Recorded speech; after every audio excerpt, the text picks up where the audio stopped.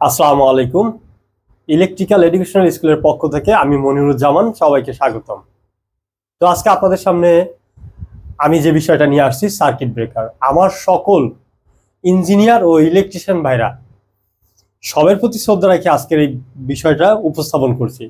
আমার মনে হয় যারা আধা কাজ জানি, আধা কাজ বলতে যারা এক হচ্ছে কোনো কোর্স করে শিক্ষায় শিক্ষিত, অথবা যারা ইলেকট্রিশিয়ান বা মিস্ত্রি বা ওস্তাদ দ্বারা শিক্ষায় শিক্ষিত, দুই ধরনের এই শিক্ষায় শিক্ষিত যারা আছেন সবাই মিলে আজকে আমার ক্লাসটা দেখলে আমি আশা করি যথেষ্ট পরিমাণ এইখানে তথ্য নির্ভর কথা আছে, এবং আপনি যা জানেন আমার যদি ভুল হয় আপনি কমেন্টে জানাবেন।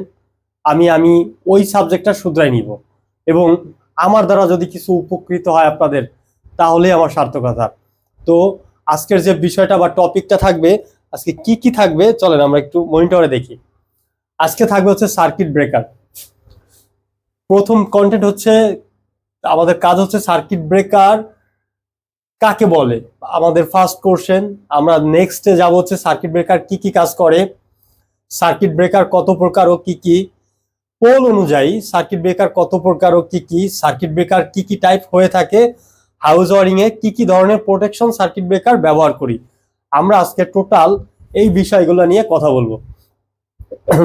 তো চলেন, সার্কিট ব্রেকার কাকে বলে যদি আমরা মুখস্থ ভাষায় না বলি, সার্কিট ব্রেকার একটা ইলেকট্রিক সুইচের মতো কাজ করে, যা কি করে, যা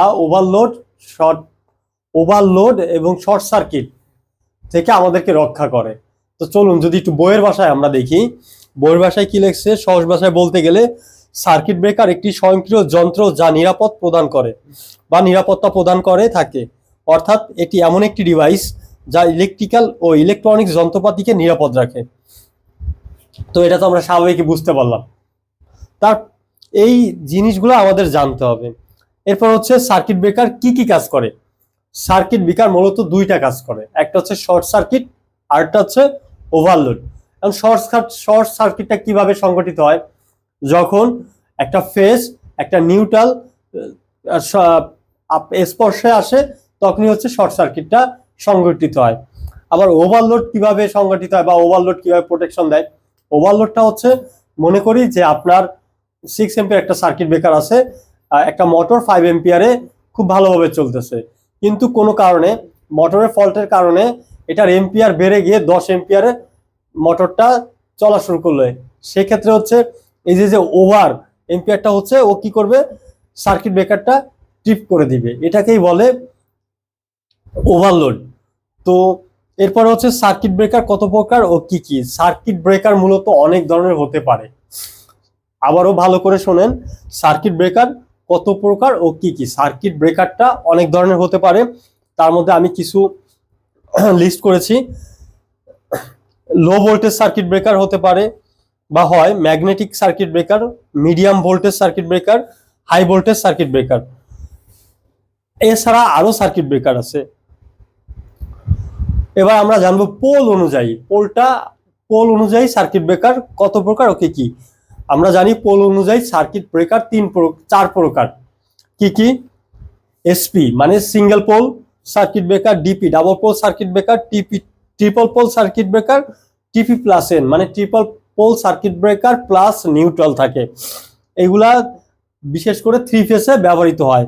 সিঙ্গেল পোল এবং ডিপি সাধারণত আমরা হাউস ওয়ারিং এ কাজ করে থাকি, বা হাউস ওয়ারিং এর যে যা করি আমরা এই সিঙ্গেল পোল এবং ডাবল পোল ব্যবহার করি। তো এই যা দেখতে পারতেছেন, এবং আরো যদি আমি একটু বাড়াই এখানে, যদিও হাউস ওয়ারিং আমাদের এগুলার জানা থাকা ভালো, মানে সিঙ্গেল পোলে এটা সার্কিট ব্রেকারের মিলিমিটারটা হয় 18, ডাবল পোলে হয় 36, ট্রিপলে হয় 54 এবং 4 পোলে হয় 72। এরপরে আমরা সার্কিট ব্রেকার কি কি টাইপ হয়ে থাকে, এটা খুব ভালো একটা কোশ্চেন, এটা এবিসি লাইসেন্সের জন্য আসে। সার্কিট ব্রেকার মূলত 5 ধরনের হয়ে থাকে, বা সার্কিট ব্রেকার এটা ভালো করে শুনতে হবে যে একটা হচ্ছে সার্কিট ব্রেকার কত প্রকার, আরেকটা হচ্ছে পোল অনুযায়ী সার্কিট ব্রেকার কত প্রকার, আরেকটা হচ্ছে টাইপ অনুযায়ী সার্কিট ব্রেকার কত প্রকার। তো এই যে যে কিছু জিনিসগুলো আপনাদের মাথায় রাখতে হবে। টাইপ অনুযায়ী হচ্ছে 5 প্রকার, বি সি ডি কে জেড, এই 5 প্রকার হচ্ছে সার্কিট ব্রেকার। আমরা যেহেতু হাউস ওয়ারিং করি, আমাদের সাধারণত বি সি কাজে লাগে। তো বি বাংলাদেশে অ্যাভেলেবেল না থাকায় আমরা সি ব্যবহার করি বেশি। হাউস ওয়ারিং এ কি কি ধরনের প্রোটেকশন সার্কিট ব্রেকার ব্যবহৃত হয়? হাউস ওয়ারিং এ আমরা কি কি সার্কিট ব্রেকার,